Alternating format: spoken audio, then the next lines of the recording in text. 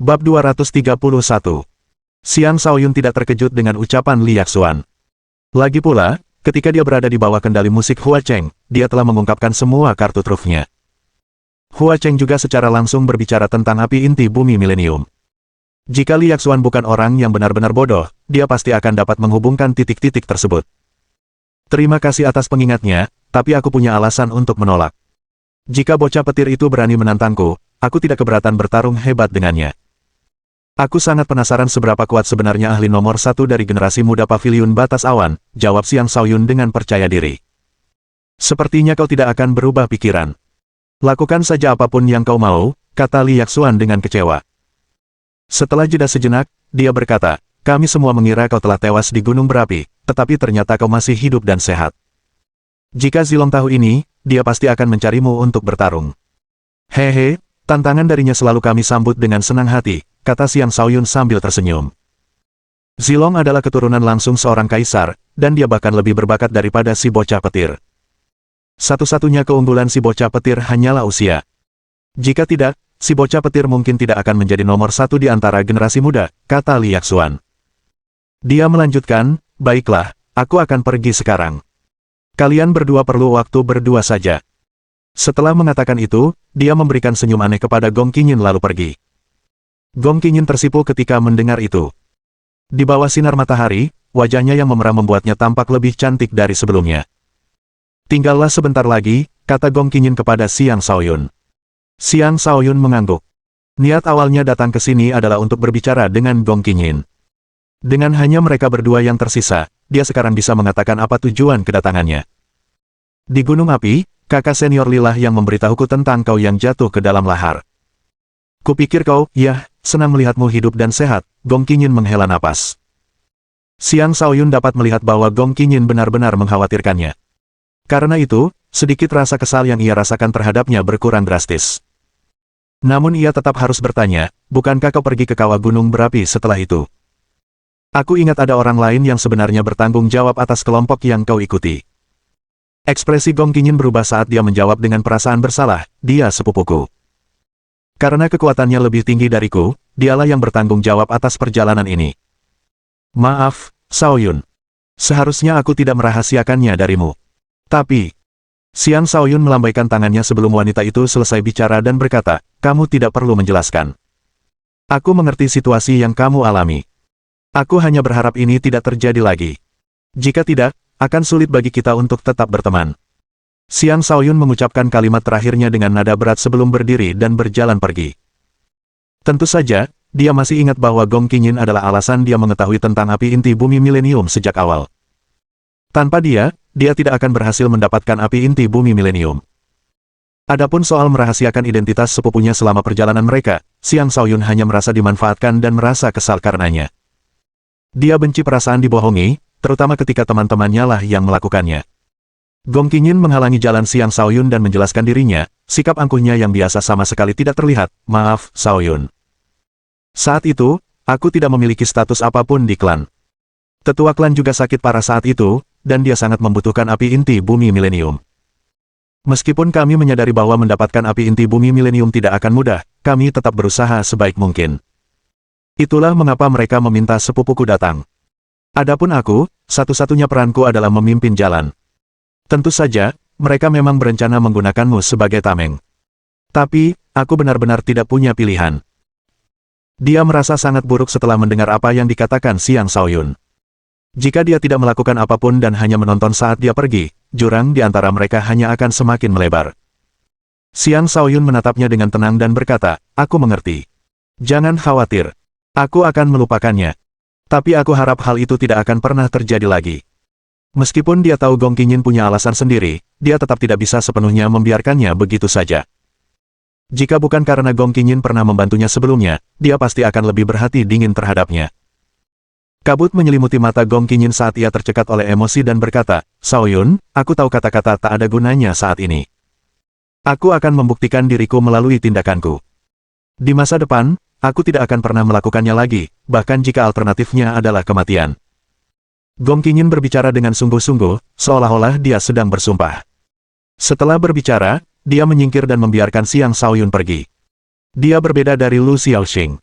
Dia selalu menjadi orang yang angkuh dan menyendiri. Meskipun dia menyayangi Xiang Shaoyun, dia tidak akan sepenuhnya menunjukkan kasih sayangnya seperti Lu Xiaoxing.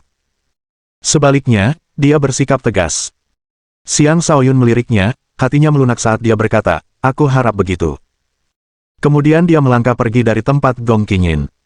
Sambil menatap punggung Xiang Shaoyun yang menjauh, Gong Qingyin bergumam, "Aku tidak akan pernah melakukan kesalahan yang sama 2 kali. Aku juga tidak akan pernah mengubah orang yang kusukai.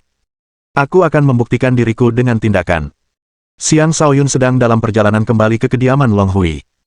Rencananya adalah menunggu di sana untuk mendapatkan tanah milik yang akan diberikan Hua Cheng kepadanya. Baru setelah itu dia akan memikirkan langkah selanjutnya. Ia merasakan firasat bahwa krisis sedang mendekatinya. Bukan firasat krisis yang berasal dari aliansi petir. Melainkan, ia merasa para pengkhianat diam-diam sedang mengejarnya.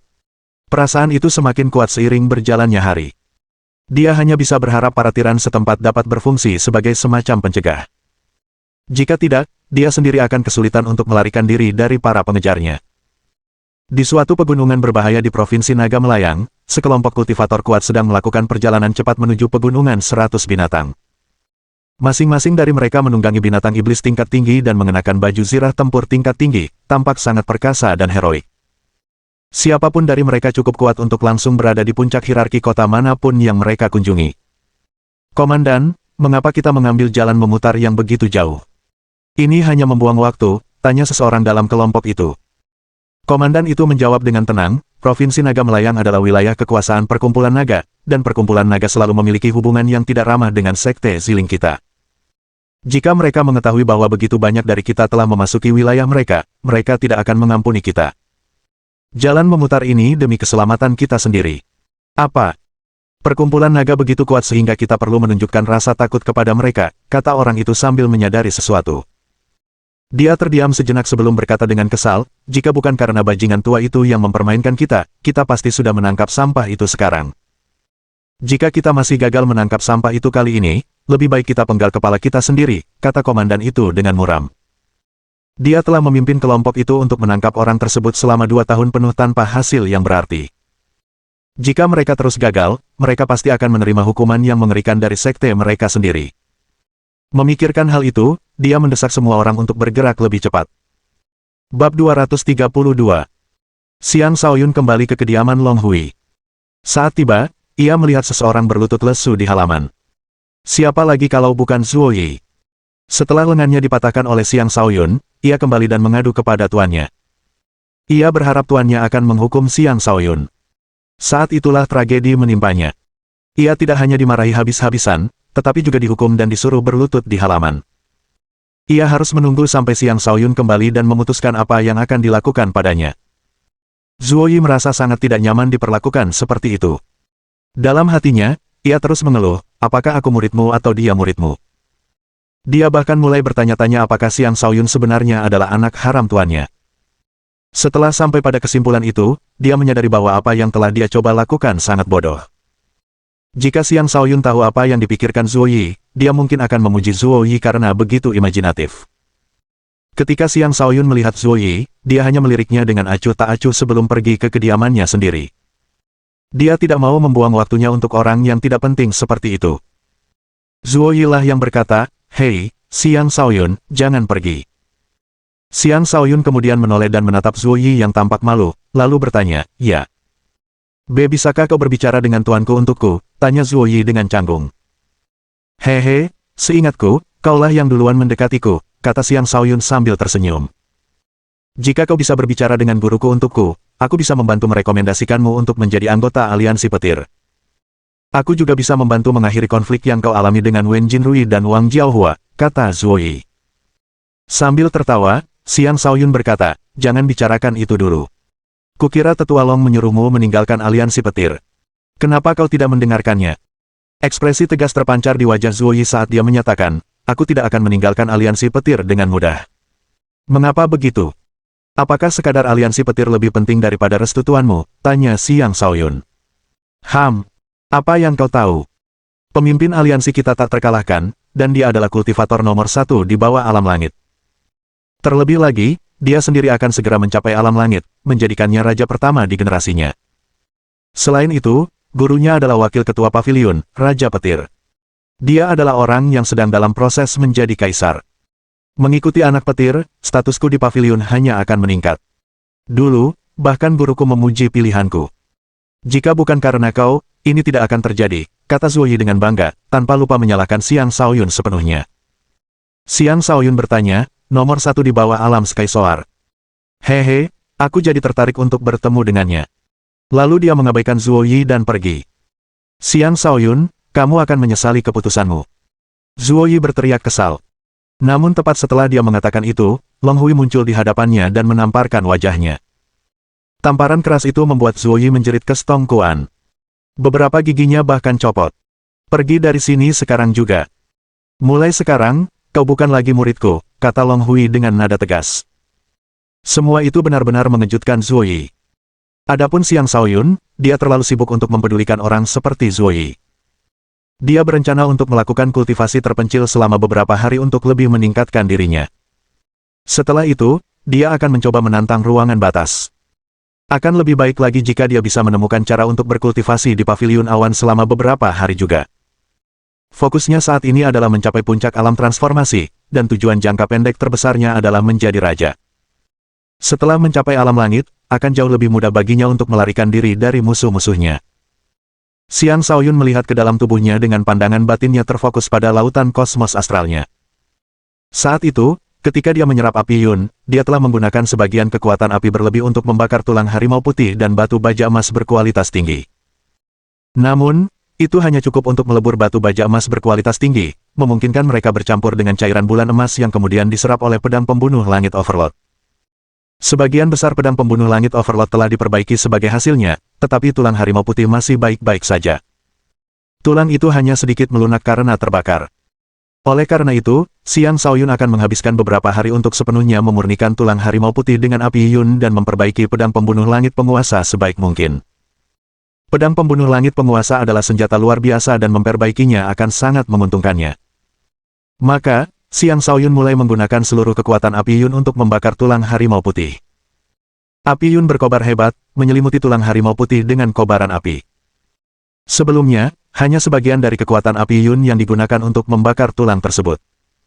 Kali ini berbeda karena seluruh kekuatan api Yun digunakan. Meskipun begitu, tulang harimau putih itu masih belum meleleh. Sangat keras. Tapi Xiang Shaoyun bersabar.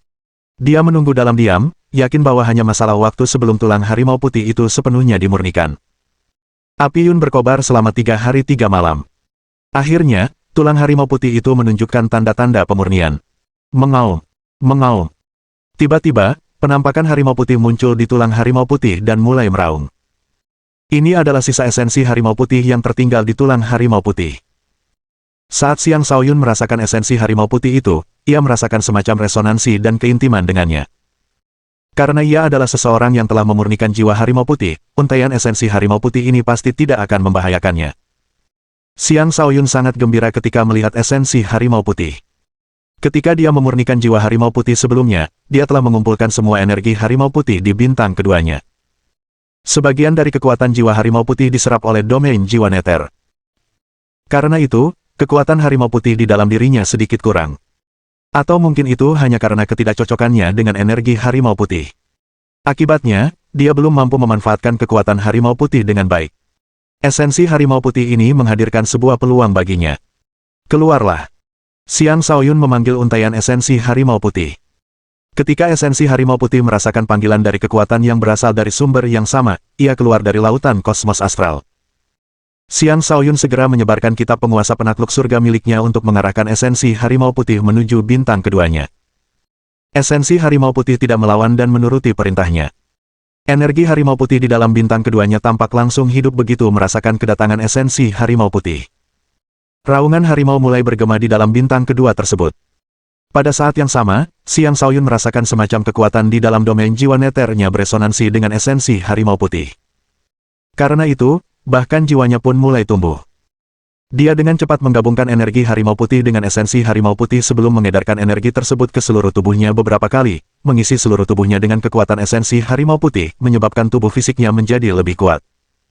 Tiba-tiba, gambaran beberapa teknik serangan bawaan harimau putih muncul di domain jiwa neternya. Itu adalah bagian dari warisan harimau putih, dan Xiang Shaoyun entah bagaimana telah memperolehnya. Ini adalah panen yang sangat besar. Bab 233. Harimau putih adalah spesies binatang iblis yang berada di puncak piramida binatang iblis. Kekuatan iblis mereka sangat dahsyat, dan sedikit esensi harimau putih yang didapatkan Xiang Shaoyun jelas tidak cukup untuk membantunya mempelajari seluruh pengetahuan yang dimiliki harimau putih. Sebenarnya, dia sudah mendapat manfaat dari jiwa harimau putih yang didapatnya selama insiden lembah sungai emas.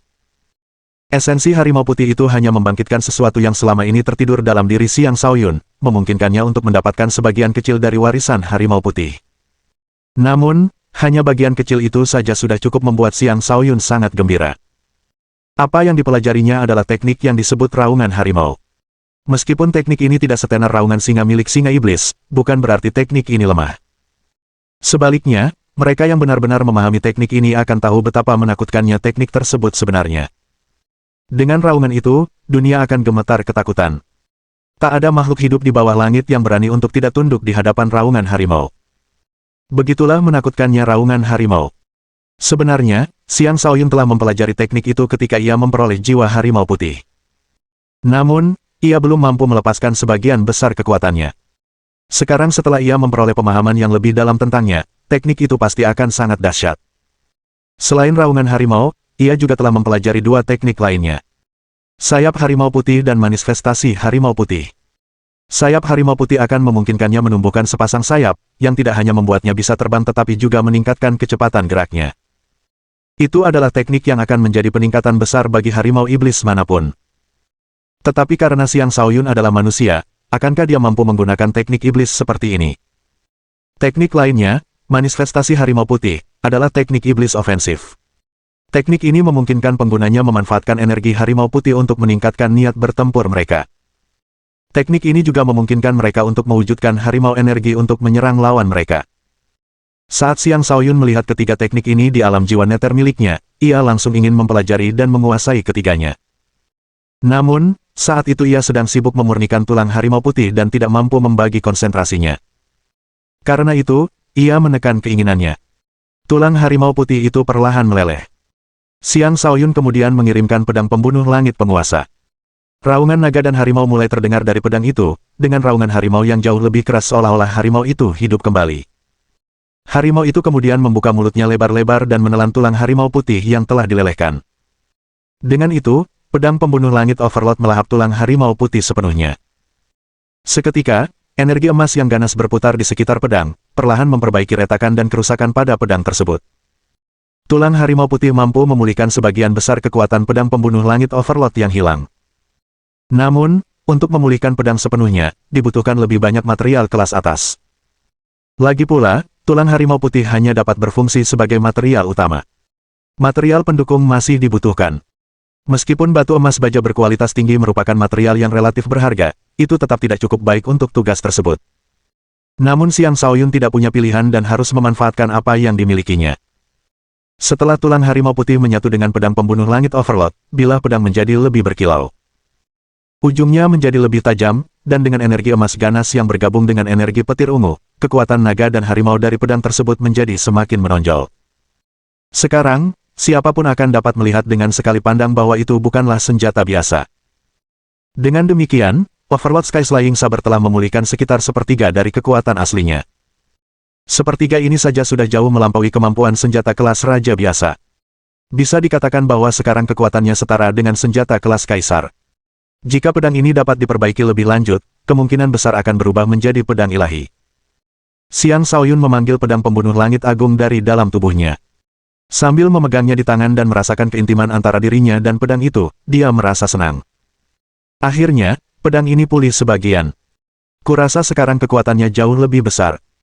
Dia ingin segera menguji pedang itu, tetapi dia tahu bahwa pedang pembunuh langit penguasa saat ini dapat dengan mudah menarik perhatian beberapa ahli di paviliun batas awan. Jika itu terjadi, keadaan akan menjadi rumit. Sepertinya sebelum aku cukup kuat untuk menyimpan pedang pembunuh langit penguasa untuk diriku sendiri, aku perlu mencari pedang lain untuk digunakan, gumam Xiang Shaoyun pada dirinya sendiri. Dia memahami dengan jelas bahwa memiliki kekayaan tanpa kekuatan untuk menjaganya adalah dosa tersendiri. Bagaimanapun, semacam hubungan telah terbentuk antara dirinya dan Overlord Sky Flying Saber. Bukan ide buruk untuk terus memeliharanya di lautan kosmos astralnya. Karena ia akan sementara waktu tanpa senjata, ia harus mencari senjata baru. Untungnya, Long Hui adalah seorang raja yang tentu saja memiliki banyak harta benda. Tidak akan terlalu sulit untuk mendapatkan satu atau dua senjata darinya. Xiang Shaoyun tidak terburu-buru mencari Long Hui. Sebaliknya, pandangannya kini tertuju pada batu mata surgawi. Batu mata surgawi adalah sesuatu yang secara tidak sengaja ia peroleh di markas bandit Serigala Merah. Sebuah kekuatan unik yang mampu membangkitkan mata surgawi pasti tersembunyi di dalam batu itu. Xiang Shaoyun ingin memecahnya untuk melihat apakah batu itu benar-benar berisi apa yang diinginkannya. Namun setelah ragu-ragu, ia memutuskan untuk tidak menghancurkan batu mata surgawi untuk saat ini. Lagi pula, ia sudah memiliki domain jiwa neter, yang memungkinkannya merasakan hal-hal yang tidak dapat dirasakan orang lain di sekitarnya. Selain itu, domain jiwa neter mencakup 360 derajat di sekitarnya dan tidak lebih lemah dari batu mata surgawi. Karena itu, Xiang Shaoyun memutuskan untuk menyimpan batu mata surgawi untuk sementara waktu. Di masa depan, dia bisa memberikannya kepada adik perempuannya yang nakal itu. Aku penasaran bagaimana kabar si iblis kecil yang menyebalkan itu sekarang. Dia mungkin sudah jauh lebih kuat dariku, gumam Xiang Shaoyun sambil menatapku dengan ekspresi mengenang. Adik perempuannya adalah orang yang paling dekat dengannya selain ayahnya. Namun, ia jauh lebih beruntung darinya, karena seorang ahli terkemuka telah menerimanya sebagai murid pribadi. Karena itu, ia tidak tinggal bersama keluarganya dan hanya sesekali pulang berkunjung. Meskipun jarang bertemu, mereka memiliki hubungan yang sangat baik. Xiang Shaoyun menggelengkan kepalanya dan menepis pikiran-pikiran yang mengganggu itu, lalu kembali fokus pada pekerjaannya. Saat ini ia berada di ruang kultivasi Long Hui. Terdapat formasi di sini yang memisahkannya dari dunia luar. Oleh karena itu, ia tidak perlu khawatir orang lain akan memperhatikan apa yang sedang dilakukannya. Oleh karena itu, ia memutuskan untuk menguji kekuatan raungan harimau. Pertama-tama, ia memutar ulang gambar itu berulang kali di alam jiwa bawahnya. Setelah mengaktifkan energi harimau putihnya, ia menahan napas dan tiba-tiba meraung. Raungan itu menggema di seluruh ruangan. Pakar manapun akan terkejut dan menderita akibat serangan itu, termasuk para ahli dari alam raja. Beginilah seharusnya raungan harimau yang sesungguhnya, gumam Xiang Shaoyun dengan puas. Kemudian dia meraung beberapa kali lagi untuk berlatih dan akhirnya mampu sepenuhnya memahami esensi teknik tersebut. Karena itu adalah teknik yang dapat diwariskan yang langsung muncul di kepalanya dan dia sudah memiliki kekuatan jiwa harimau putih di tubuhnya, tidak sulit baginya untuk menguasainya. Namun, dua teknik lainnya terbukti lebih merepotkan. Dia adalah manusia, bukan harimau. Oleh karena itu, dia harus mengandalkan kemampuan pemahamannya yang tinggi untuk mempelajarinya. Sayap harimau putih lebih cocok untuk diriku saat ini. Manifestasi harimau putih hanya bisa dikembangkan setelah mencapai alam langit melayang, nilai Xiang Shaoyun setelah berpikir sejenak. Maka ia pun mulai mempelajari sayap harimau putih. Jika ia bisa menguasai teknik tersebut, ia akan mampu terbang bahkan sebelum mencapai alam Sky Soar. Membayangkan hal itu saja sudah membuatnya bersemangat. Bab 234. Xiang Shaoyun telah mengasingkan diri selama setengah bulan. Selain awal ketika dia menghabiskan beberapa hari untuk memurnikan tulang harimau putih, dia menghabiskan sisa waktunya untuk memahami sayap harimau putih. Karena dia bukan harimau, sangat sulit baginya untuk menguasai teknik ini. Untungnya, dia memiliki energi harimau putih di dalam dirinya. Jika tidak, dia bahkan tidak akan tahu harus mulai dari mana. Setelah berhari-hari merenunginya, akhirnya dia menyadari sesuatu. Mustahil baginya untuk menumbuhkan sepasang sayap seperti harimau putih. Karena itu, dia harus membentuk sepasang sayap energi sebelum mencoba terbang dengan teknik tersebut. Setelah berkali-kali mencoba, Xiang Shaoyun akhirnya berhasil sepenuhnya mengeluarkan energinya dari tubuhnya dan mengumpulkan energi harimau putih di punggungnya. Akhirnya, sepasang sayap energi terbentang dari punggungnya. Sepasang sayap itu tidak sepenuhnya padat, tetapi siapapun akan dapat merasakan keberadaannya. Terbanglah untukku, teriak Xiang Shaoyun sambil memompa energi harimau putihnya ke sayap. Dia mengendalikan sayap sesuai dengan apa yang telah dipelajarinya dari ingatan warisan.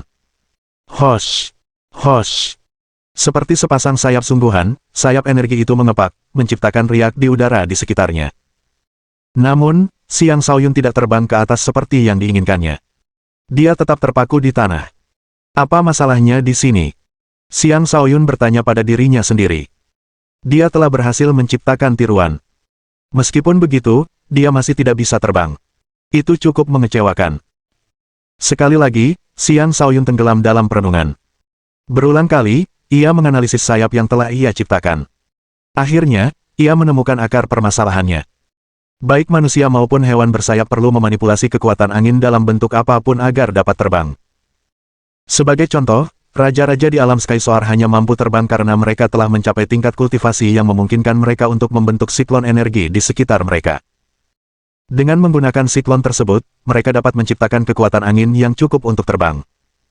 Sedangkan untuk makhluk bersayap, mereka hanya mengandalkan sayap mereka untuk memanipulasi kekuatan angin, sehingga memungkinkan mereka untuk terbang. Kekuatan angin yang ia ciptakan dengan sayapnya tidak cukup kuat untuk menopang tubuhnya. Tentu saja, itu bukan karena ia terlalu lemah. Melainkan, ia hanya mengepakkan sayapnya dengan cara yang salah. Ia harus terlebih dahulu merasakan aliran udara di sekitarnya dan mengepakkan sayapnya sesuai dengan aliran tersebut. Hanya dengan begitu ia dapat memanfaatkan kekuatan angin dan terbang. Alternatifnya, dia juga bisa membentuk siklon dengan sayapnya untuk menciptakan aliran udara yang lebih kuat yang dapat membawa tubuhnya. Namun, kedua hal tersebut bukanlah sesuatu yang mudah dilakukan.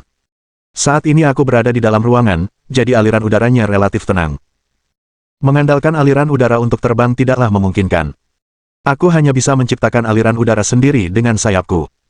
Itu cukup kuat untuk mengangkat tubuhku. Xiang Shaoyun dengan cepat memutuskan metode kedua. Setelah beberapa kali mencoba, sepasang sayap Xiang Shaoyun akhirnya mampu mengepak dengan frekuensi tetap dan menciptakan aliran udara unik di sekitarnya. Saat sayap mengepak, udara di sekitar Xiang Shaoyun berputar, perlahan-lahan mengangkat tubuhnya ke atas. Haha, akhirnya aku bisa terbang. Xiang Shaoyun tertawa terbahak-bahak karena kegembiraannya. Namun begitu dia tertawa, dia menabrak langit-langit. Arur! Dia berteriak, kehilangan keseimbangan, dan mulai jatuh. Untungnya, dia tidak terbang terlalu tinggi, jadi dia bisa mendarat dengan kedua kakinya. Tepat setelah mendarat, sayapnya menghilang, dan dia mulai terengah-engah, tampak sangat kelelahan. Energi yang terkuras saat terbang sangat luar biasa. Terlebih lagi, aku masih belum terlalu mahir, jadi aku tidak akan bisa menggunakan teknik ini dengan leluasa, simpul Xiang Shaoyun. Dia terus berlatih dan baru berhenti setelah kemampuannya terbang semakin meningkat. Sesi kultivasi ini sungguh bermanfaat. Bayangkan seorang kultivator alam transformasi mampu terbang, itu benar-benar tak terbayangkan. Xiang Shaoyun baru bisa menenangkan kegembiraannya setelah beberapa saat. Setelah menyelesaikan mempelajari sayap harimau putih, dia tidak melanjutkan dengan manifestasi harimau putih. Itu adalah teknik yang belum bisa dia pelajari untuk saat ini. Sudah waktunya dia meninggalkan pengasingan. Sudah sebulan sejak dia mengasingkan diri. Dia perlu keluar dan menghirup udara segar. Rencana selanjutnya adalah menempa dirinya di ruangan-ruangan batas. Prioritasnya tetap untuk berkembang secepat mungkin. Saat Xiang Shaoyun meninggalkan pengasingannya, Long Hui muncul di hadapannya dan berkata dengan hormat, "Selamat, Tuan Muda, atas selesainya sesi kultivasi Anda." Kau mengusir Zuoyi. Kau benar-benar sangat peduli pada murid ini, ya, ujar Xiang Shaoyun. Long Hui segera menjawab dengan panik, "Zuoyi pantas menerima hukuman karena telah menyinggung Anda, Tuan Muda. Jangan khawatir. Aku tidak menyalahkanmu untuk itu. Tapi jika dia masih menolak untuk berhenti meskipun kau sudah melakukan apa, jangan salahkan aku jika aku tidak menunjukkan belas kasihan," kata Xiang Shaoyun dingin.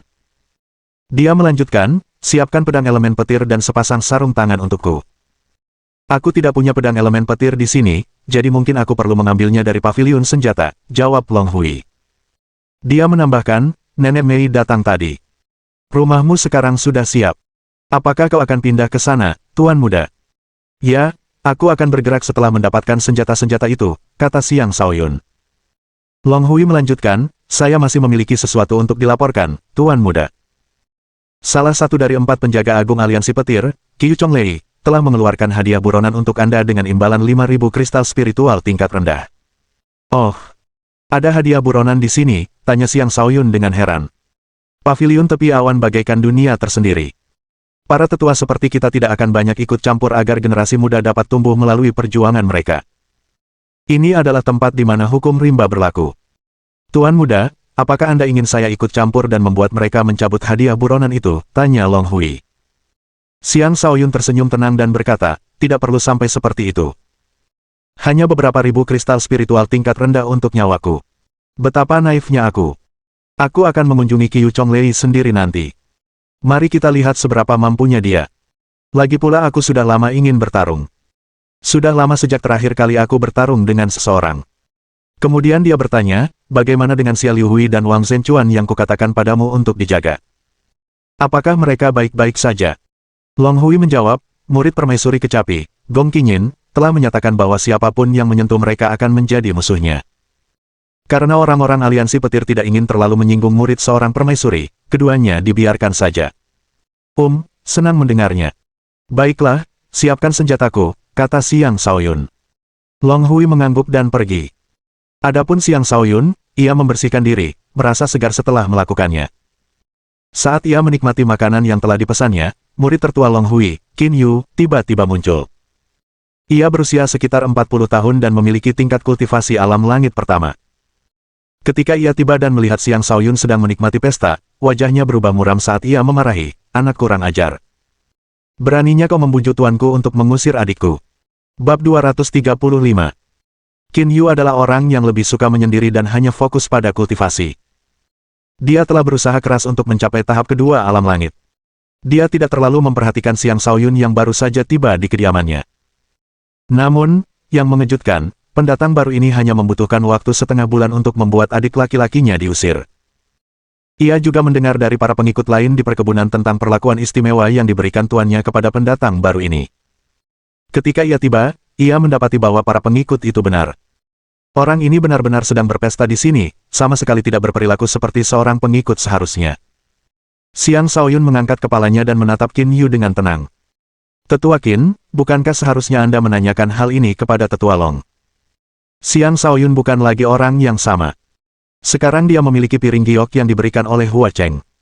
Dengan piring itu, dia mungkin bisa melakukan apapun yang dia inginkan di paviliun tepi awan. Dia tidak perlu bersikap hormat di hadapan Qin Yu. Lagi pula, orang ini ada di sini untuk Zuo Yi. Tidak perlu baginya untuk menunjukkan rasa hormat kepada orang ini. Kurang ajar. Qin Yu menggeram dan berteriak sebelum menendang meja makan Xiang Shaoyun. Menabrak. Meja itu terbalik, dan makanan berjatuhan kemana-mana. Xiang Shaoyun berhasil menghindari semua makanan, tetapi suasana hatinya benar-benar hancur. Kau berani-beraninya menatapku dengan tajam. Kurang ajar.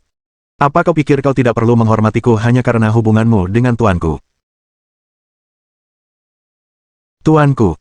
Ayo, hajar dia sampai mati, teriak Qin Yu sambil menatap Xiang Shaoyun dengan tajam. Dia adalah Raja Alam Langit dan sesepuh paviliun tepi awan. Dia tidak akan merendahkan dirinya sendiri untuk menyerang seorang anak alam transformasi secara pribadi. Atas perintahnya, sekelompok orang menyerbu masuk ke ruangan. Mereka semua adalah pengikut yang tinggal di kediaman Long Hui. Mereka semua adalah kultivator alam transformasi, dengan dua di antaranya memiliki tingkat kultivasi yang lebih tinggi darinya. Di kediaman Long Hui, setelah Long Hui, orang yang paling berkuasa tentu saja adalah Qin Yu. Perintahnya seperti titah kekaisaran bagi mereka. Tanpa ragu-ragu, mereka semua menyerbu Xiang Shaoyun. Kau pikir kau siapa sampai berani menghina tetua Qin seperti ini, teriak seseorang yang ingin membuktikan dirinya. Orang ini juga yang pertama menyerang. Sebagai balasan, Xiang Shaoyun hanya menutup matanya dan menendang. Meskipun menyerang setelah pria itu menyerang, tendangannya mendarat lebih dulu, membuat pria itu terpental. Baiklah. Semuanya, pergi. Jika dia berani melawan, bunuh dia, teriak Qin Yu sambil mengerutkan kening. Dia tidak pernah membayangkan bahwa seorang pengikut akan berani tidak menaatinya seperti itu. Pengikut ini benar-benar tidak menghormatinya. Kali ini, Xiang Shaoyun tidak menunggu serangan datang. Sebaliknya, dia menyerang. Bergerak dengan kecepatan tinggi, tinjunya yang perkasa melayang berulang kali. Dor! Dor! Ruangan itu tidak terlalu besar, dan dampak pukulan-pukulan itu langsung memenuhi ruangan dengan serangkaian ledakan. Para pengikut bahkan tidak sempat mendekati Xiang Shaoyun sebelum mereka semua terlempar, termasuk seorang kultivator alam transformasi tingkat 8 puncak. Bagi Xiang Shaoyun, orang-orang ini bukan apa-apa. Setelah melakukan semua itu, Xiang Shaoyun bertindak seolah-olah dia telah melakukan sesuatu yang sama sekali tidak penting. Dia menatap Qin Yu yang terkejut, dan berkata, Tetua Qin, mari kita bicara di luar. Jika kita tetap di sini, saya rasa ruangan ini tidak akan cukup kuat. Lalu ia melangkah melewati Qin Yu, sama sekali tidak khawatir Qin Yu akan tiba-tiba menyerang. Qin Yu sama sekali tidak menduga hal ini akan terjadi. Xiang Shaoyun benar-benar berani berjalan melewatinya seperti itu, menunjukkan penghinaan sepenuhnya terhadapnya. Ia hendak menyerang ketika tiba-tiba merasakan kehadiran naga dan harimau yang terpancar dari Xiang Shaoyun. Seketika itu, Ia merasa seperti seorang penguasa telah turun, memberinya tekanan yang sangat kuat. Hal itu menyebabkan Qin Yu berdiri di sana dengan tatapan kosong, tidak berani menyerang saat Xiang Shaoyun dengan santai berjalan keluar ruangan. Ketika akhirnya ia menyadari bahwa ia telah ketakutan hingga tak berdaya, ia merasa sangat malu. Mari kita lihat seberapa kuat anak alam transformasi sepertimu, Qin Yu mengumpat sebelum meninggalkan ruangan juga. Di luar ruangan, Xiang Shaoyun tidak berusaha melarikan diri. Sebaliknya, dia berdiri di sana dengan tenang menunggu Qin Yu. Saatnya menguji kemampuan bertarungku saat ini, pikir Xiang Shaoyun. Sejak mencapai alam transformasi tingkat 7, dia belum pernah terlibat dalam pertarungan yang mengharuskannya menggunakan kekuatan penuh. Memiliki lawan hebat seperti Qin Yu adalah sesuatu yang telah lama ia dambakan. Tetua Qin, jika Anda ingin menyerang saya, Anda harus melakukannya sendiri, kata Xiang Shaoyun dengan nada meremehkan. Ketika Qin Yu melihat betapa percaya dirinya Xiang Shaoyun, dia mulai ragu-ragu. Orang di hadapannya jelas tahu bahwa dia adalah kultivator alam langit, namun masih berani menantangnya. Dia mungkin orang yang memiliki keterbatasan mental atau seseorang yang mengandalkan sesuatu. Dari keduanya, yang terakhir lebih masuk akal. Apakah dia benar-benar berpikir bahwa gurunya akan melindunginya? Qin Yu bertanya pada dirinya sendiri. Hah! Tadi kukira tetua Qin sangat marah. Kenapa tiba-tiba kau takut, kata Xiang Shaoyun sambil tersenyum. Mulutmu sungguh sombong. Baiklah. Aku akan memberimu pelajaran atas nama tuanku, kata Qin Yu. Sebagai ahli alam langit, mengapa dia harus takut pada anak alam transformasi? Qin Yu menyerang, mengirimkan serangan cakar yang melesat ke arah Xiang Shaoyun seperti naga api. Seorang raja memang berbeda dari kultivator biasa. Saat dia menyerang, kekuatan luar biasa dilepaskan. Serangan cakarnya cukup kuat untuk mencabik-cabik kultivator alam transformasi manapun. Xiang Shaoyun mampu melihat keseluruhan serangan dengan jelas berkat tatapan matanya yang tajam. Ia dengan cepat menggunakan gerakan kakinya dan menghindari serangan tersebut sebelum menerjang ke arah Qin Yu. Bergerak seperti hantu, Xiang Shaoyun tiba di hadapan Qin Yu dalam sekejap mata. Di sana, ia juga melancarkan serangan cakar ke arah Qin Yu. Posisi pertama dari 7 cakar matahari terik, posisi merobek besi. Xiang Shaoyun tiba dan menyerang dengan cepat, tetapi Qin Yu tetaplah seorang ahli alam langit. Ia secara alami memiliki waktu reaksi yang luar biasa, dan ia bereaksi dengan cepat. Ia membalas dengan serangan cakar lainnya, menangkis serangan cakar Xiang Shaoyun. Tangan Xiang Shaoyun yang lain tidak tinggal diam, ia mencakar Qin Yu berulang kali dengan semburan api yang berputar-putar di sekitarnya. Qin Yu tidak menyangka bahwa Xiang Shaoyun sebenarnya cukup kuat untuk melawan seorang raja. Ia tidak lagi berani lengah dan secara bertahap melepaskan kekuatan penuhnya. Pa! Keduanya bertarung tanpa henti, menciptakan serangkaian ledakan dahsyat di halaman. Banyak bekas cakaran mengerikan tertinggal di sekitar mereka. Setelah beberapa saat, pakaian baru Xiang Shaoyun hancur berkeping-keping. Qin Yu pun tidak lebih baik keadaannya, karena penghalang pertahanan yang dibentuk oleh perisai kerajaannya sama sekali tidak mampu menahan serangan Xiang Shaoyun. Semakin lama pertarungan berlangsung, semakin takut Qin Yu. Dia akhirnya mengerti mengapa gurunya sangat menyayangi anak itu. Jadi, anak ini sebenarnya adalah Raja Perang. Yang disebut Raja Perang adalah gelar yang diberikan kepada mereka yang memiliki kemampuan bertarung yang setara dengan seorang raja sebelum mencapai alam langit. Dari kemampuan bertarung yang ditunjukkan Xiang Shaoyun, jelas dia telah mencapai level tersebut. Meskipun kau seorang Raja Perang, kau tetap tidak bisa menginjakku. Kalah saja, teriak Qin Yu dengan marah sambil mencakar dengan kedua tangannya. Naga api merobek awan. Seolah-olah seekor naga api telah muncul, melesat lurus ke langit dengan cakar tajam dan menakutkan yang mampu menghancurkan segala sesuatu yang ada. Bab 236. Qin Yu tak lagi menahan diri, sepenuhnya menyelimuti dirinya dengan aura seorang raja. Menekan lawan dengan aura sebelum membunuh lawan dengan teknik serangan adalah taktik tempur yang hanya tersedia ketika seseorang mencapai alam raja. Tentu saja, Xiang Shaoyun tidak terpengaruh oleh penekanan ala raja dari Qin Yu. Aura naga dan harimaunya melonjak keluar, seketika meningkatkan kemampuan bertarungnya. Sikap ketiga dari 7 cakar matahari membara, sikap merobek perak. Dua energi cakar yang berbeda berbenturan berulang kali di udara, mengancam untuk mencabik-cabik segala sesuatu di sekitarnya. Benturan hebat itu menumbangkan semua pohon di halaman. Dalam serangkaian pertukaran pertama, luka cakaran berdarah tertinggal di dada Xiang Shaoyun, dan dia juga terdorong mundur oleh kehadiran sang raja. Nak! Apa kau pikir hanya karena kau seorang raja perang, kau setara dengan raja sejati? Kau terlalu naif. Matilah. Setelah unggul atas Xiang Shaoyun, Qin Yu tertawa terbahak-bahak sambil terus menyerang, mencoba mencabik-cabik lawannya dengan serangan cakar yang ganas. Meskipun Xiang Shaoyun terluka dalam pertarungan pertama, bukan berarti dia akan terus berada dalam posisi yang tidak menguntungkan. Dia memfokuskan pandangannya secara ekstrim, melucuti serangan Qin Yu sepenuhnya di hadapannya. Kemudian, dia menggunakan 9 langkah Nether Overload dan bergerak, meninggalkan serangkaian bayangan di mana-mana. Serangan cakar Qin Yu hanya mengenai bayangan dan tidak mampu melukai Xiang Shaoyun. Seperti angin, tubuh Xiang Shaoyun melayang kemana-mana sebelum ia menyerang dari sisi Qin Yu menggunakan jurus merobek perak yang sama. Lapisan tipis kekuatan api Yun membungkus cakar tersebut, sangat meningkatkan kekuatan serangan Xiang Shaoyun. Qin Yu tidak menyangka kecepatan Xiang Shaoyun akan tiba-tiba meningkat tajam, tetapi dia yakin dengan lapisan energi di sekitarnya dan sama sekali tidak takut dengan serangan Xiang Shaoyun. Sayangnya, dia telah meremehkan kekuatan serangan Xiang Shaoyun.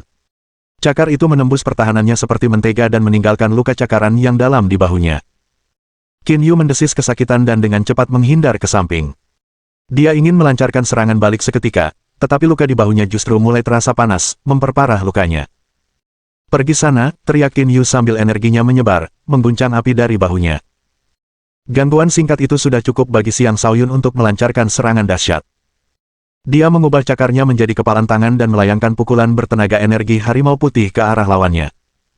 Energi emas itu membawa daya hancur yang mengerikan yang mampu menghancurkan pertahanan Qin Yu.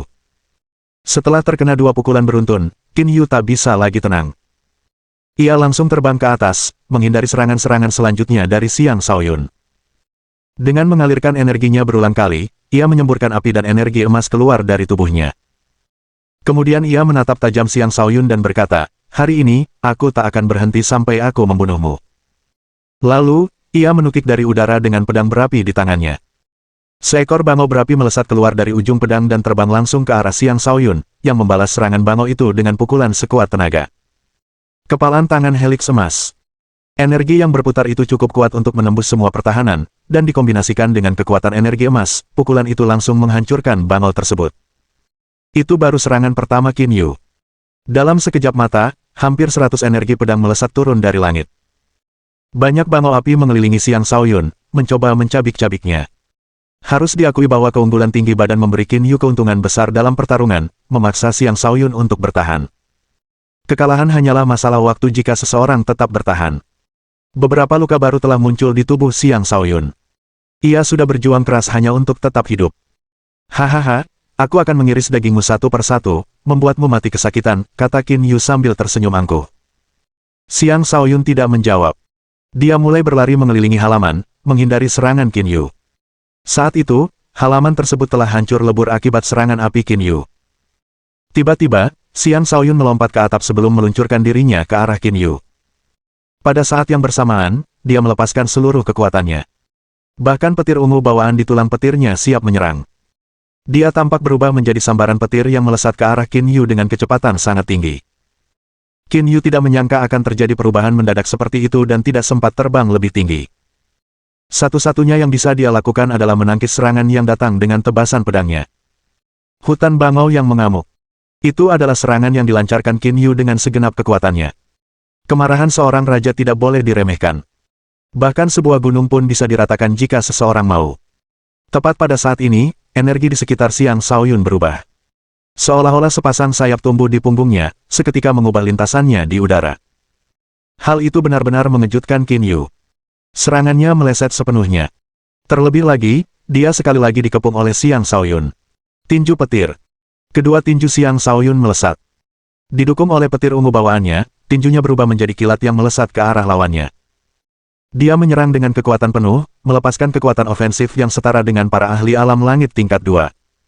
Gemuruh. Qin Yu yang tidak siap langsung terpukul. Pertahanannya seketika runtuh, dan dia mulai berjatuhan dari langit. Xiang Shaoyun terus menyerang, menghantam lawannya berulang kali dengan tinjunya.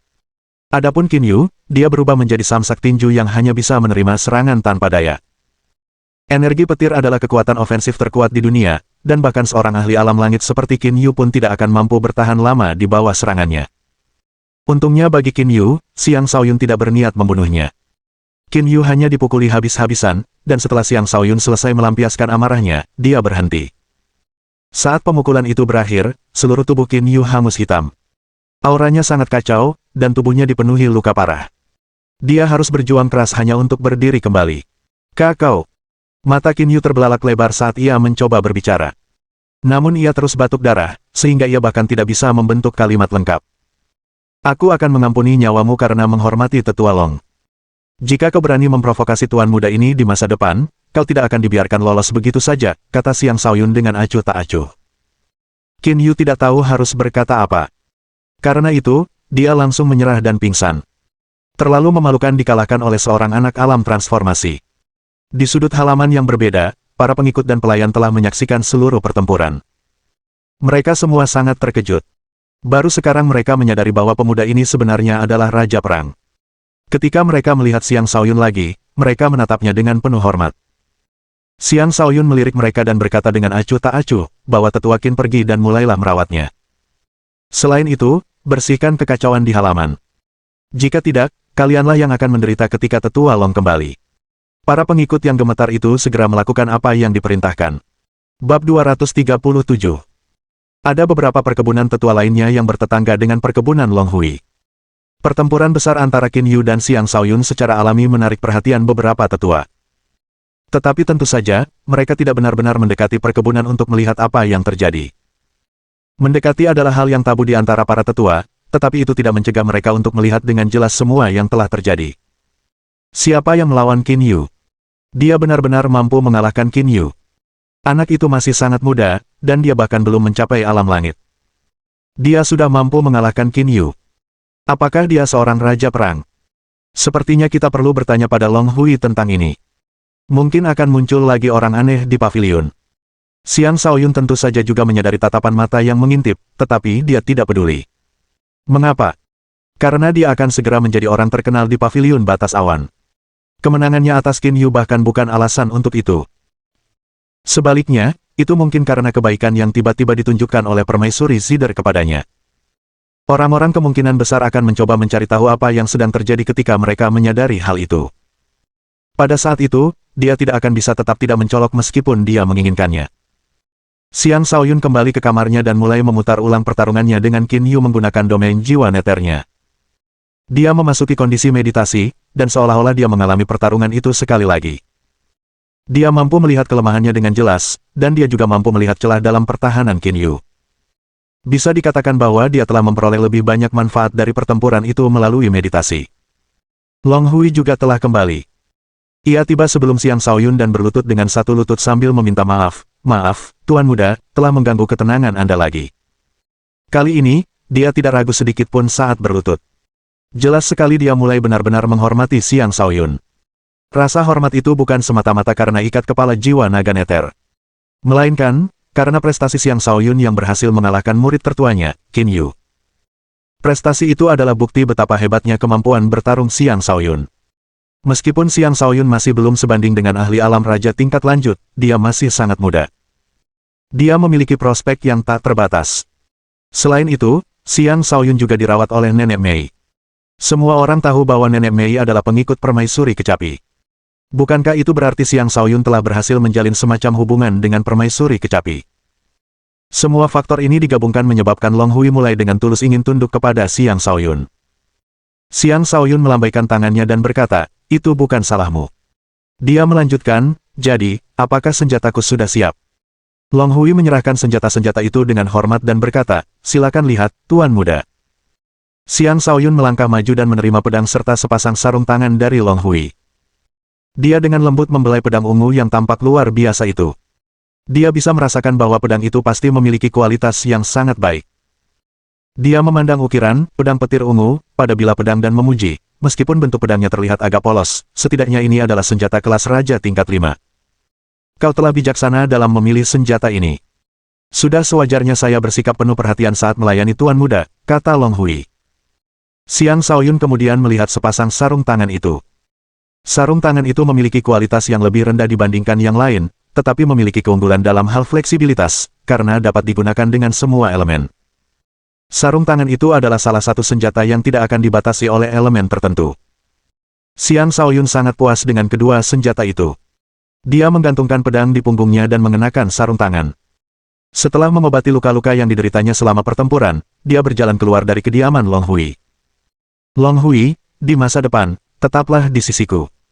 Aku ragu ada yang berani mengatakan apapun sekarang, kata Xiang Shaoyun ketika sampai di gerbang istana. Sambil berkata demikian, ia menunjukkan kepada Long Hui piring giok yang didapatnya dari permaisuri kecapi. Long Hui tentu saja dapat mengenali bahwa itu adalah piring giok eksklusif milik permaisuri kecapi. Dia segera berlutut dan berkata, "Ya, Tuan Muda." Long Hui dengan ini berjanji untuk mengabdikan hidupnya kepada Tuan Muda. Jika Xiang Shaoyun ingin tinggal di pavilion tepi awan, akan merepotkan jika tidak ada orang yang bisa dia manfaatkan. Long Hui adalah orang yang tepat untuk tugas itu. Di masa lalu, dia tidak ingin mengungkapkan fakta bahwa dia mengendalikan Long Hui. Sekarang, setelah memiliki piring giok yang diberikan oleh permaisuri kecapi, dia bisa terang-terangan memerintah Long Hui. "Baiklah, pergilah ke kediamanku dan bereskan semuanya. Beritahu orang-orang di sana bahwa kau datang atas perintahku," kata Xiang Shaoyun sebelum pergi. Tidak lama setelah Xiang Shaoyun pergi, seorang pemuda kekar yang membawa kapak besar muncul di hadapannya. Pemuda itu tampak berusia sekitar 25 tahun dan merupakan kultivator alam transformasi tingkat 7 puncak. Itu bukanlah prestasi yang luar biasa, tetapi cukup untuk menjadikan pemuda ini sebagai murid inti.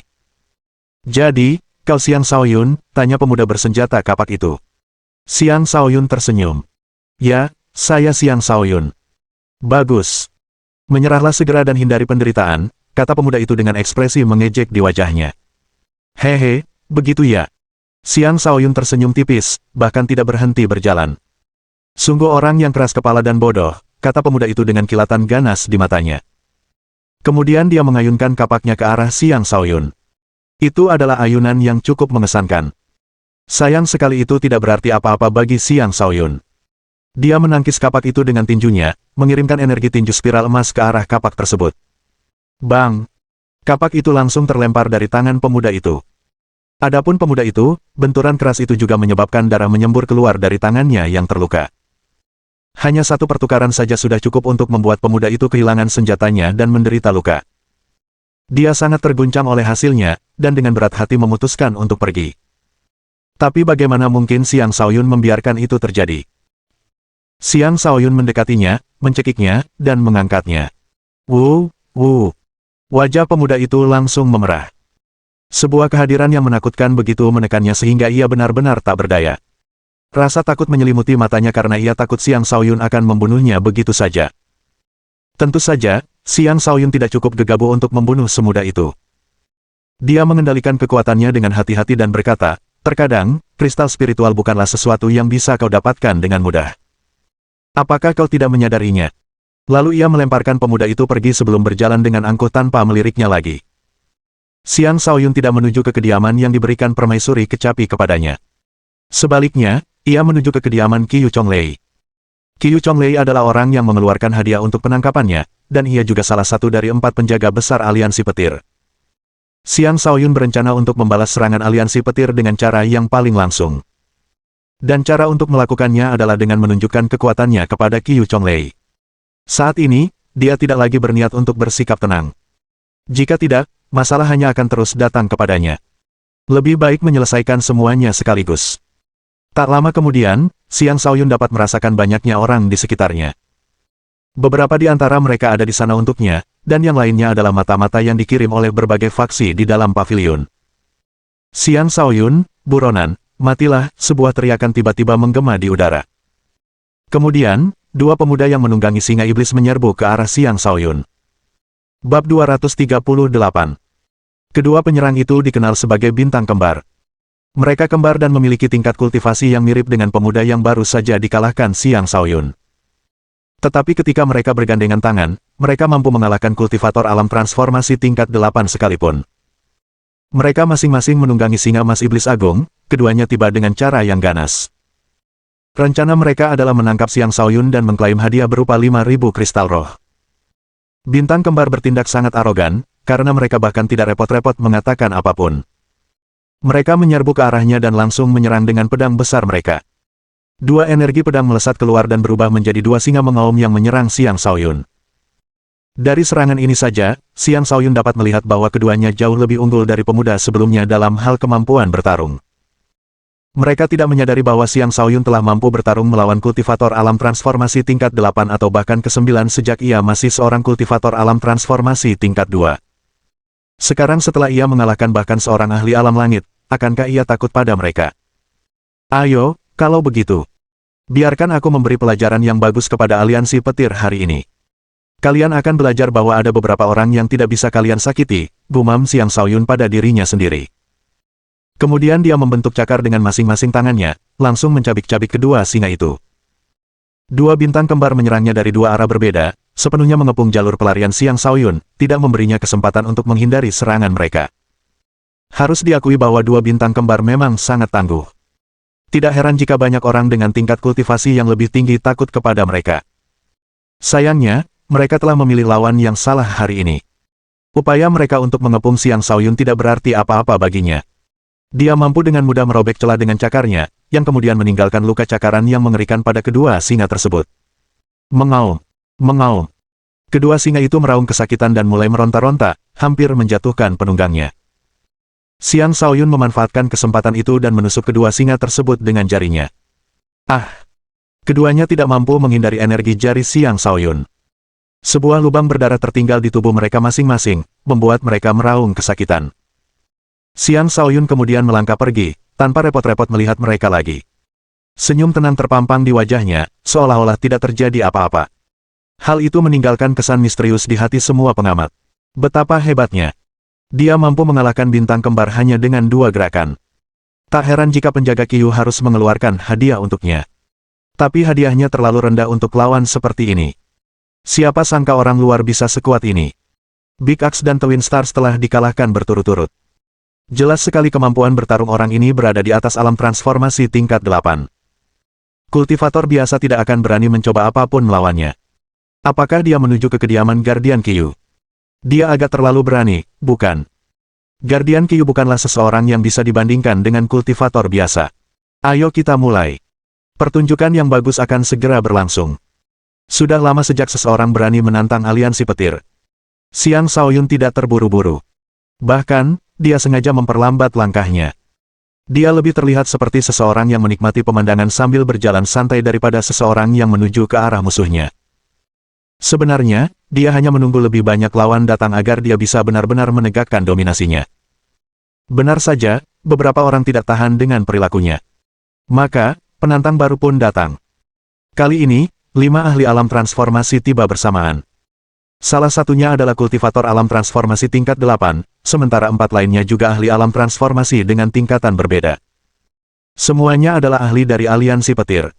Mereka tidak datang ke sini untuk sejumlah kecil kristal roh yang ditawarkan dalam hadiah tersebut. Sebaliknya, mereka datang untuk bertempur demi kejayaan aliansi petir. Sayangnya bagi mereka, mereka masih terlalu lemah untuk Xiang Shaoyun. Xiang Shaoyun bahkan tidak perlu berusaha keras saat ia mengalahkan mereka dengan mudah. Akhirnya, kerumunan menyadari betapa kuatnya Xiang Shaoyun. Beberapa orang yang tadinya berunjuk rasa tidak lagi berani melakukan apapun. Pada saat itu, Gong Qingyin muncul menunggangi singa salju dengan kecapi tergantung di punggungnya. Dia berkata, "Aku ingin pergi bersamamu." Ia berbicara dengan ketegasan yang tak tertandingi di matanya, seolah-olah ia tidak akan menerima penolakan. Orang-orang di sekitarnya semuanya tercengang. Bukankah itu adik perempuan Gong Qingyin? Dia juga datang untuk menyerangnya. Kau bodoh. Lihat tatapan matanya.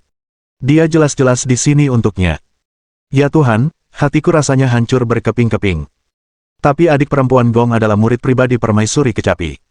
Bagaimana anak ini bisa mengenalnya? Keberuntungan macam apa yang dia miliki? Mungkin anak ini juga memiliki identitas yang mengejutkan.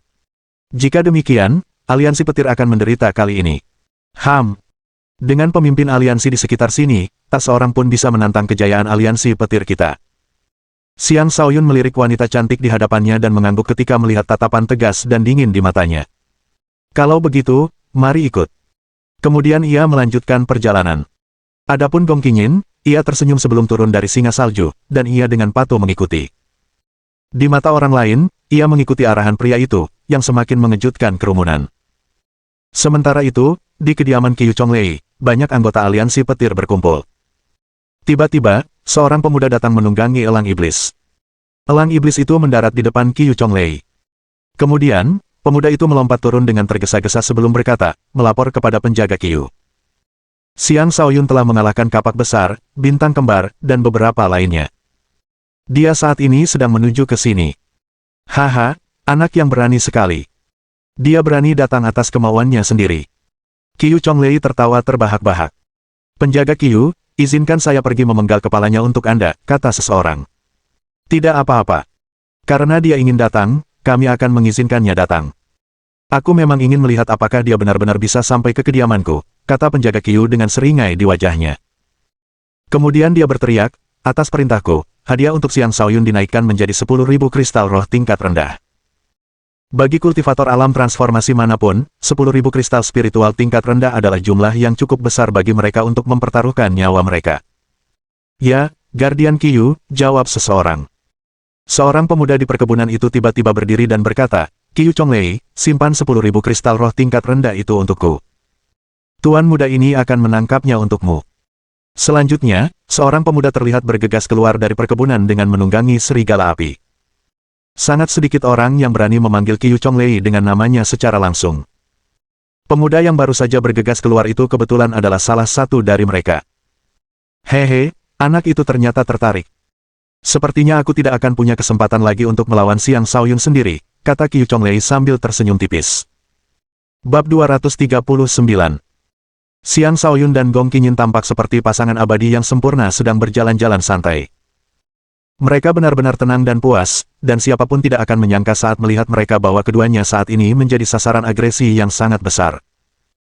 Kerumunan yang mengikuti mereka terus bertambah, dan mereka semua adalah murid dalam dan pengawas pavilion, masing-masing adalah kultivator alam transformasi.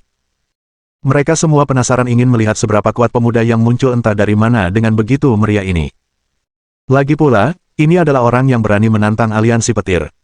Saya sudah berada di sini selama sebulan, tetapi saya belum sepenuhnya menikmati pemandangannya. Sekarang setelah saya melihat tempat ini dengan saksama, tempat ini memang bukan surga. Namun, tempat ini tetap layak dengan perbukitan hijau dan air yang jernih, kata Xiang Shaoyun. Gong Qinyin berkata, di kota Cloud Margin, ini sudah menjadi tempat kultivasi terbaik yang diimpikan oleh banyak orang. Secercah kebanggaan tampak dalam suaranya. Jelas sekali dia sangat puas dengan situasinya saat ini. Xiang Shaoyun tidak berkomentar. Dia hanya tersenyum sebelum mengalihkan topik, kau sebenarnya tidak perlu ikut campur dalam hal ini.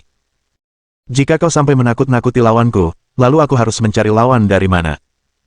Identitas Gong Qinyin diketahui oleh semua orang di pavilion tepi awan. Tidak seorang pun akan dengan sukarela menjadi musuhnya. Gong Qinyin memandang Xiang Shaoyun dengan heran dan bertanya, kau menuju ke Qiu Chonglei dengan begitu heboh hanya untuk mencari lawan. Untuk alasan apa lagi? Tanya Xiang Shaoyun. Kupikir. Ekspresi aneh terlintas di wajah Gong Qinyin karena dia tidak tahu harus berkata apa. Kau pikir aku melakukan ini karena aku tidak bisa menahan amarahku lagi, kan? Xiang Shaoyun menyelesaikan kata-katanya.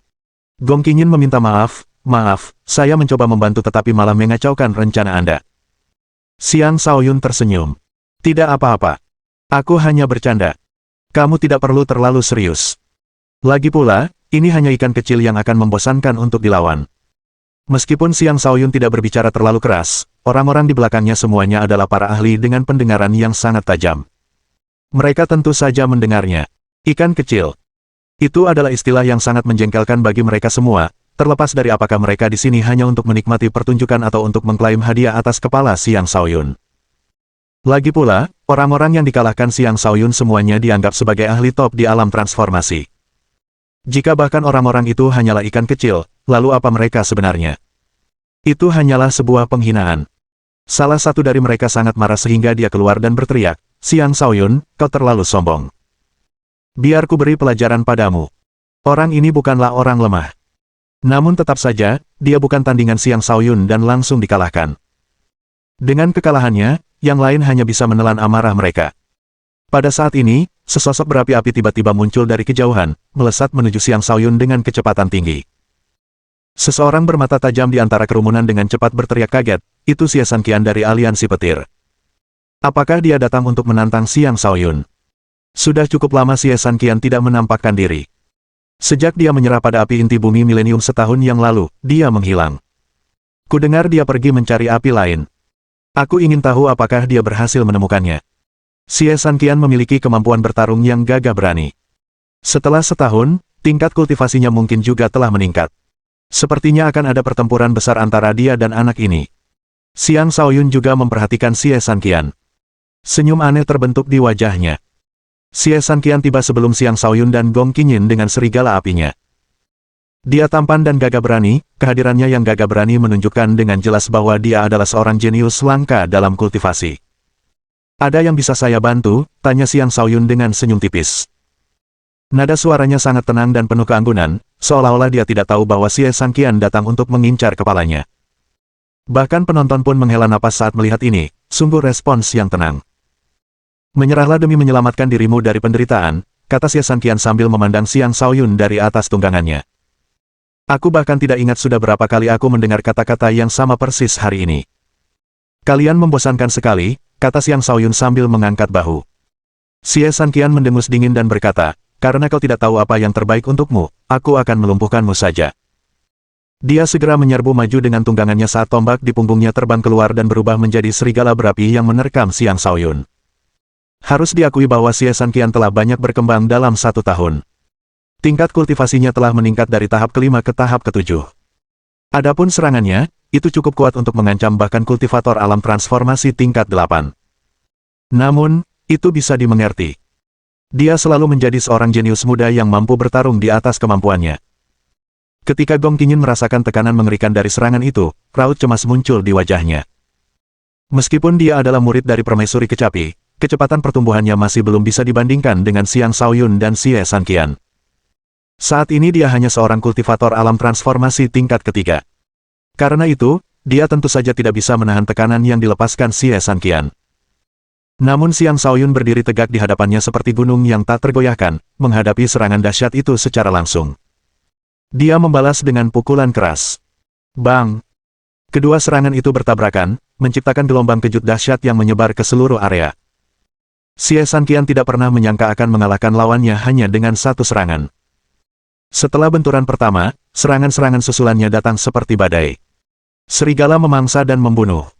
Gumpalan api biru muda muncul dan menerkam Xiang Shaoyun seperti sekumpulan serigala.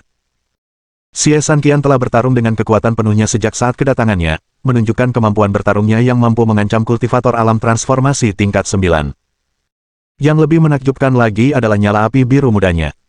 Nyala api itu memancarkan aura bahaya yang kuat, seolah-olah api yang tak akan pernah padam setelah membakar seseorang. Ini adalah jenis nyala api binatang tingkat tinggi yang jauh lebih menakutkan daripada nyala api biasa. Namun, itu sama sekali tak tertandingi oleh nyala api Yun. Xiang Shaoyun dengan lembut berkata kepada Gong Qinyin, "Mundurlah dulu. Aku tidak ingin melukaimu secara tidak sengaja." Setelah mengatakan itu, dia bergegas maju untuk menghadapi serangan yang datang. Dia mengubah tinjunya menjadi cakar dan mencakar untaian api. Nyala apinya jauh lebih kuat daripada serangan Xie Sanqian.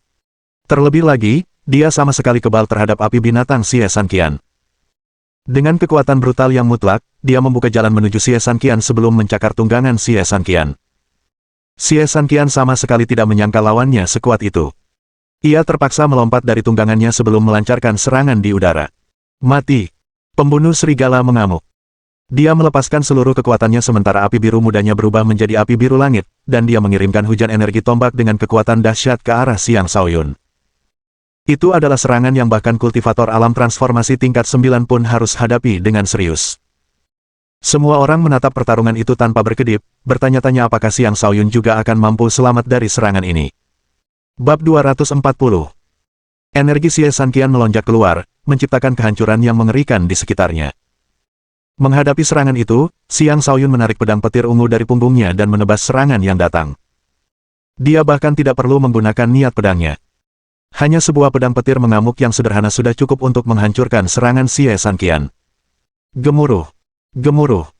Serangkaian ledakan meletus, dan area di sekitar mereka bergetar. Ketika ledakan mereda, sesosok tubuh terlihat terlempar dengan darah berhamburan. Semua orang membuka mata lebar-lebar dan menatap orang yang terlempar itu dengan tak percaya. Mengapa tak percaya? Karena orang yang terlempar itu adalah Xie Sanqian, bukan Xiang Shaoyun. Bagaimana mungkin? Bahkan Xie Sanqian pun bukan tandingannya. Seberapa kuat dia sebenarnya? Dari segi tingkat kultivasi, dia jelas merupakan kultivator alam transformasi tingkat 7.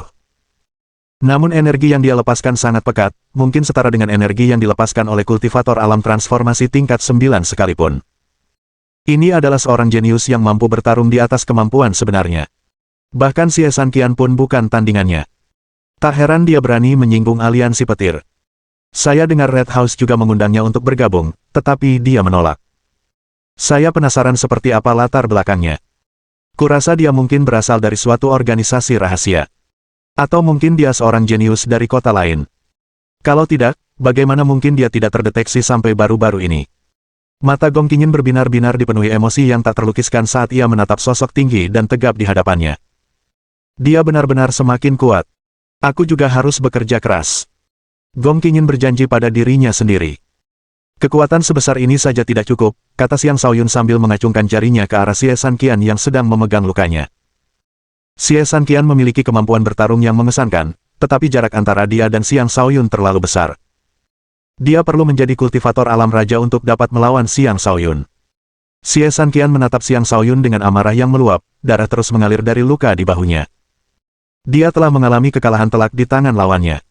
Lebih penting lagi, lawannya tampaknya sekitar 1 atau 2 tahun lebih muda darinya. Dengan begitu banyak rekan sesama muridnya yang menyaksikan kekalahannya, dia merasa sangat buruk. Tidak cukup. Tidak cukup. Biar kutunjukkan apakah aku cukup. Xie Sanqian meraung dan kembali meledak dengan kekuatan penuh, sama sekali mengabaikan lukanya. Tuan muda, Anda tidak bisa.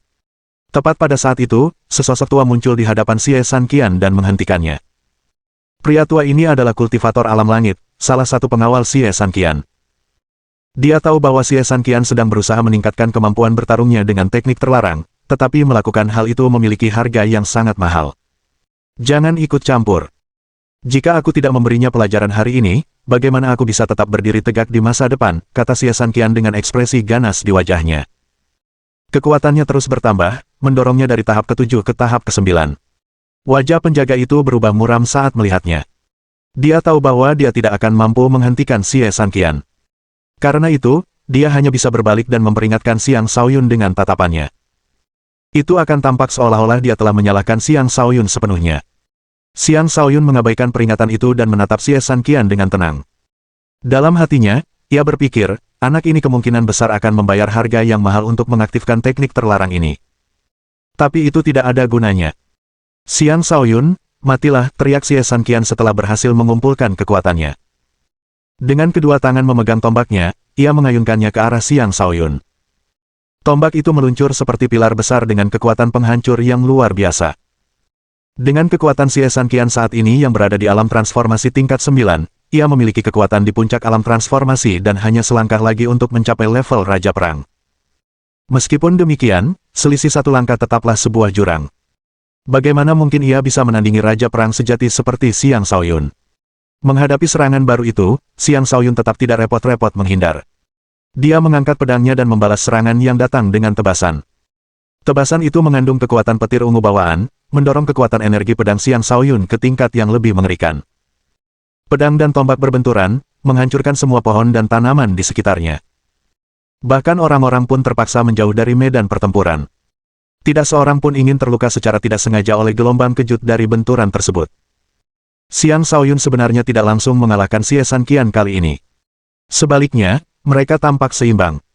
Dengan kekuatan Xiang Shaoyun, dia jelas tidak lebih lemah dari Xie Sanqian. Dia sengaja menahan diri karena suatu alasan.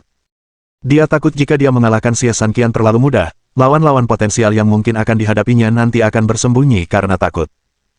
Jika orang lain tahu apa yang dipikirkan Xiang Shaoyun, mereka kemungkinan besar akan merasa kasihan pada penjaga Qiu itu.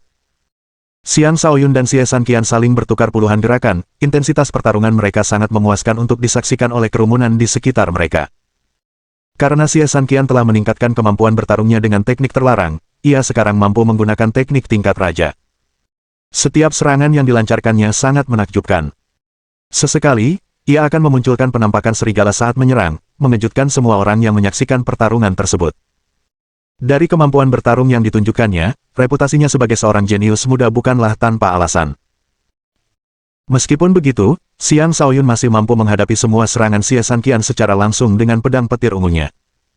Ia tampak sangat anggun dan elegan saat melayang di medan perang, serangan petir ungunya pun memiliki kekuatan mengejutkan yang tidak bisa diremehkan. Bahkan, kultivator alam transformasi tingkat 9 biasa sama sekali bukan tandingan baginya jika mempertimbangkan kekuatan yang ia tunjukkan. Mereka benar-benar kuat. Aku tidak akan mampu menahan satupun serangan mereka. Kau terlalu banyak berpikir. Siapapun yang bukan kultivator alam transformasi puncak tidak akan punya kesempatan melawan mereka. Sungguh mengejutkan betapa menakutkannya anak Xiang Shaoyun itu. Xie Sanqian masih belum bisa mengalahkannya bahkan setelah menggunakan teknik terlarang. Dari kelihatannya, Xie Sanqian kemungkinan besar akan kalah. Lagi pula, dialah yang menggunakan teknik terlarang, bukan lawannya. Jelas sekali siapa yang lebih kuat di sini. Xiang Shaoyun ini menggunakan kekuatan petir, mirip dengan bocah petir. Apa yang akan terjadi ketika keduanya bertemu? Mereka terus bertarung untuk beberapa saat, dan Xiang Shaoyun sengaja menahan kekuatannya lebih jauh lagi, membiarkan Xie Sanqian melukainya secara dangkal, sehingga tampak seolah-olah dialah yang berada dalam posisi yang kurang menguntungkan. Adapun Xie Sanqian, semakin lama mereka bertarung, semakin bersemangat dia.